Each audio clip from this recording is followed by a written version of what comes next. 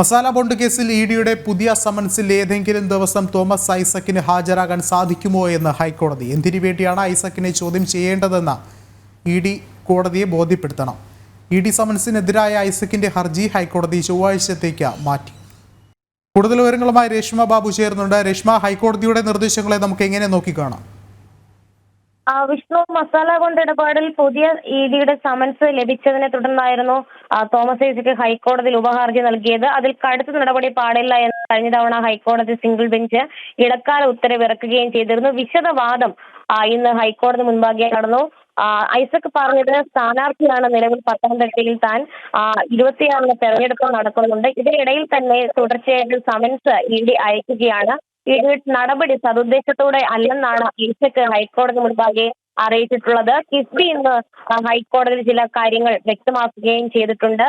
Masala bond ഇറക്കിയത് അടിസ്ഥാന സൗകര്യ വികസന പദ്ധതികൾക്ക് വേണ്ടിയിട്ടാണ്. ആ പദ്ധതികൾക്ക് വേണ്ടിയിട്ട് വിനിയോഗിച്ച പണം അത് സംബന്ധിച്ചുള്ള റിപ്പോർട്ട് അടക്കം RBIക്ക് നൽകുകയും ചെയ്തിട്ടുണ്ട്. RBI അംഗീകരിക്കപ്പെട്ട അല്ലെങ്കിൽ RBI ഉന്നയിച്ച മാനദണ്ഡങ്ങൾ പ്രകാരമാണ് മസാല ബോണ്ടിലൂടെ പണം സമാഹരിച്ചത്.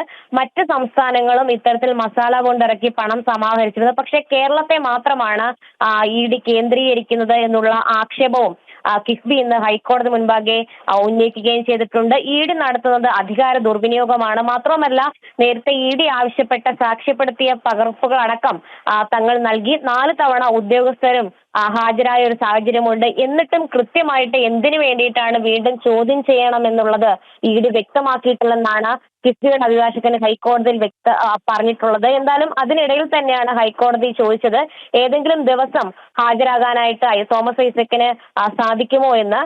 എന്തായാലും ഇത് സംബന്ധിച്ചുള്ള കാര്യങ്ങളിൽ ഒരു വ്യക്തത വരുത്തണം. അതായത് എന്തിനു വേണ്ടിയിട്ടാണ് ഐസക്കിനോട് ചോദ്യം ചെയ്യലിന് ഹാജരാകാൻ ഇഡി ആവശ്യപ്പെടുന്നത്. ഇക്കാര്യം കുറഞ്ഞപക്ഷം കോടതിയെങ്കിലും ബോധിപ്പിക്കണമെന്നാണ് ജസ്റ്റിസ് TR രവി വ്യക്തമാക്കിയിരിക്കുന്നത്. ഒളിച്ചു വെക്കാൻ ഒന്നുമില്ലല്ലോ എന്നുള്ള ഒരു പരാമർശവും ഹൈക്കോടതി തോമസ് ഐസക്കിനോട് പറയുകയും ചെയ്തിട്ടുണ്ട്. വ്യക്തമാണ്. രേഷ്മ ബാബുവാണ് വിശദമായ റിപ്പോർട്ടുകൾ പങ്കുവച്ചത്.